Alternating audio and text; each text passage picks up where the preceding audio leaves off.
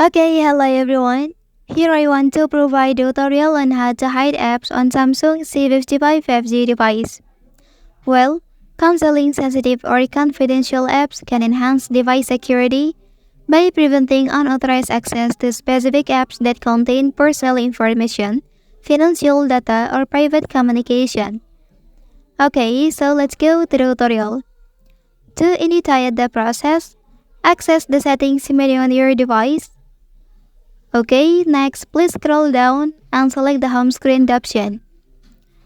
Well, within this page, navigate further to locate the specific settings for hiding applications on your device. And here you can select the application you wish to conceal, such as the camera app, for instance. Once you have made your selection, click on Done to confirm your choice. Subsequently, verify the changes by checking the home screen of your device. Okay, you should now notice that the camera application has been successfully hidden from view. This method allows you to customize the visibility of applications on your device according to your preferences. Okay, that's the tutorial on how to hide apps on Samsung C55 5G device.